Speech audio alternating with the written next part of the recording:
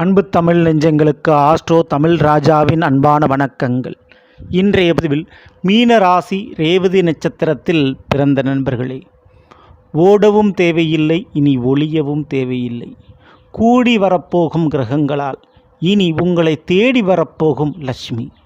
ஆமாங்க, இன்றைய பதிவில் அதை பற்றி பார்க்க போகிறோம்.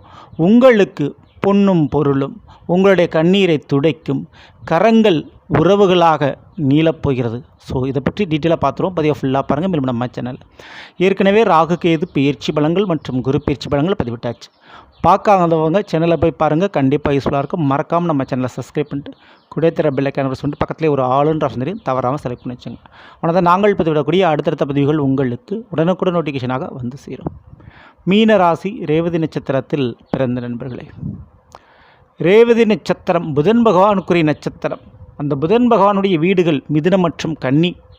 இதில் இந்த மிதுனம் அப்படின்றது ரொம்ப விசேஷம்.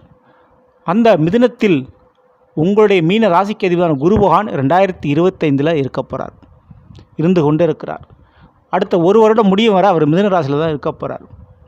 இந்த ஒரு நிலைப்பாடுகளில் கிரகங்கள் ஒன்று கூட போகிறார்கள். ஆமாங்க, சூரியன் ஆனி மாதம் முழுவதும் குருவோடு இருக்க போகிறார், அதே மிதுன ராசியில். ஜூலை 26க்கு பிறகு சுக்கிரனும் இடம்பெயர்ந்து குருவோடு சேரப்போகிறார். குரு சுக்கிரன் சேர்க்கை ஏற்படும்போது இது கஜலட்சுமி யோகத்தை ஏற்படுத்தும். அதே நேரத்தில் செவ்வாய் கேது சிம்மத்தில் இணைந்திருக்கிறார்கள். உங்களுடைய ராசியில் இருக்கக்கூடிய சனி பகவானை செவ்வாய் 8ஆம் பார்வையாக பார்க்க போகிறார். இப்படி கிரகங்களுடைய அமைப்பு கூட்டுச் சேர்க்கையாக இருக்குது.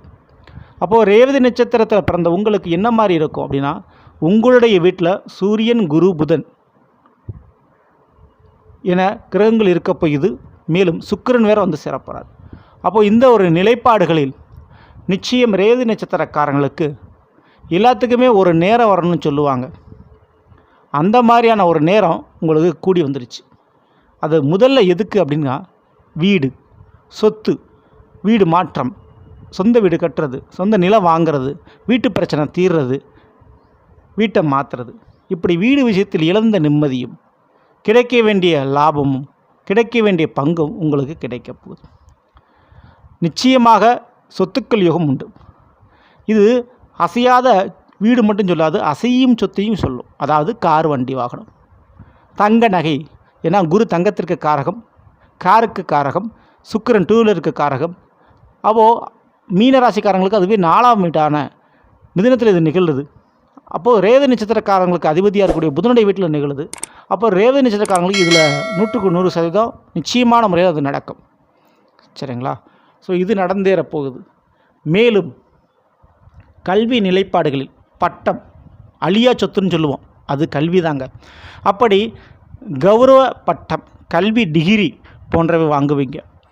அவார்டு மற்றும் விருதுகள் வாங்கக்கூடிய யோகமும், மேடை ஏறி கௌரவிக்கப்படக்கூடிய பாக்கியமும் உங்களுக்கு கிடைக்கப்போகுது. இதுபோக 6இல் செவ்வாய் கேது இணைவு கண்டிப்பாக வேலை ரீதியான இருக்கக்கூடிய போட்டிகள், எதிரிகள் விலகுவார்கள். வேலை ரீதியான ஒரு மாற்றத்தை தாராளமாக நீங்கள் ஜூன் 8க்கு பிறகு சந்திக்கலாம்.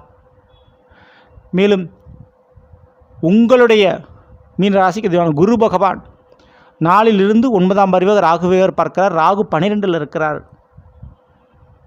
அப்போது நிச்சயம் இந்த ஒரு நேர காலகட்டத்தில் மீனராசி ரேவதி நட்சத்திரத்தில் பிறந்த உங்களுக்கு மிக நீண்ட நாட்களாக செய்ய வேண்டிய அல்லது அடைய வேண்டிய ஒரு விஷயத்தை நீங்கள் எதிர்பார்த்திருப்பீர்களோ, அப்படிப்பட்ட ஒரு விஷயத்தை நீங்கள் அடைய போகிறீங்க.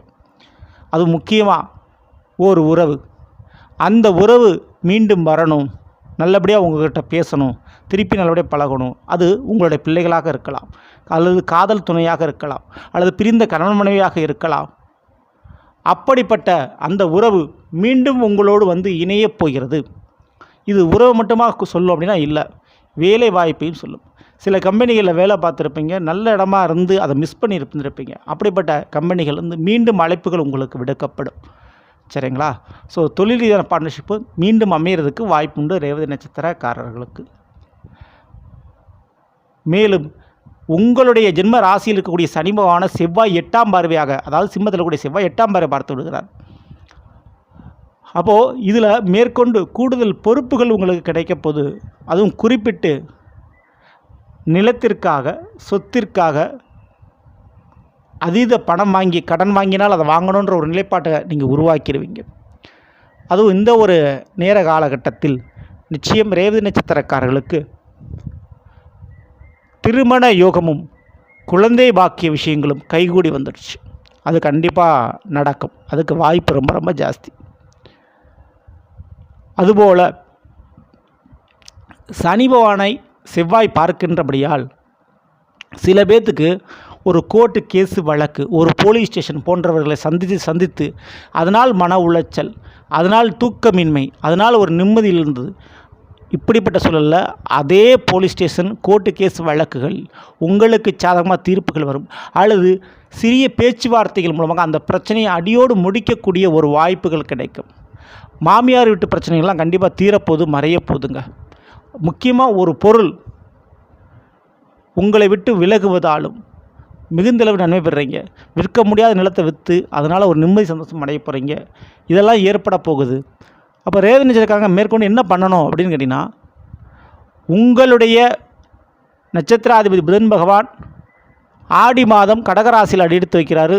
அதன் பிறகு சிம்மத்தில் போய் இணைவார் கேதுவோடு. அப்போது ஆடி மாதத்திற்கு பிறகு ரேவதி நட்சத்திரக்காரர்களுக்கு நிச்சயம் உத்தியோகத்தில் ஒரு பெர்மனண்ட்டாக நிரந்தரமான ஒரு வாய்ப்பு கிடைக்கும், பயன்படுத்திக்கங்க. அதே போல் வழக்குகளில் தீர்ப்புகள் கிடைக்கும், பயன்படுத்திக்கங்க. கல்வியில் அதாவது படித்த படிப்புக்கு ஏற்ற மாதிரி ஒரு வேலை வாய்ப்பு கிடைக்கிறதுக்கு சான்சஸ் இருக்குது. அதே போல் வேலைக்கு போகக்கூடிய யோகம் கண்டிப்பாக இருக்குது. சரிங்களா? ஸோ இப்படிப்பட்ட வாய்ப்புகளெல்லாம் கிடைக்கும்போது நிச்சயம் நீங்கள் அந்த வாய்ப்பை பயன்படுத்தி உங்களுடைய வாழ்க்கையை மாற்றிக்கொள்வது உங்களுக்கு நல்லது. முக்கியமாக வழிபாடுகள் என்று எடுத்துக்கொண்டால் இருந்த ரேவதி நட்சத்திரக்காரங்க ஜென்மத்தில் சனிவான் இருக்கிறார், 12இல் ராகு இருக்கிறார். அப்போது கண்டிப்பாக கால பைரவர் வழிபாடுகள், தெரு நாய்களுக்கு உங்களால் முடிந்த பிஸ்கட் போன்றவற்றை வாங்கி கொடுப்பது போன்ற வழிபாடுகளை செய்யும்போது நிச்சயம் உங்களுக்கு நன்மை நடக்கும். சரிங்களா? இந்த பதிவு பிடிச்சிருந்த லைக் பண்ணுங்கள் மற்றும் ஷேர் பண்ணுங்கள். மறக்காமல் நம்ம சேனலை சப்ஸ்கிரைப் பண்ணி வச்சுக்கோங்க. அடுத்த சந்திப்போம். நன்றி, வணக்கம். அன்பு தமிழ் நெஞ்சங்களுக்கு ஆஸ்ட்ரோ தமிழ் ராஜாவின் அன்பான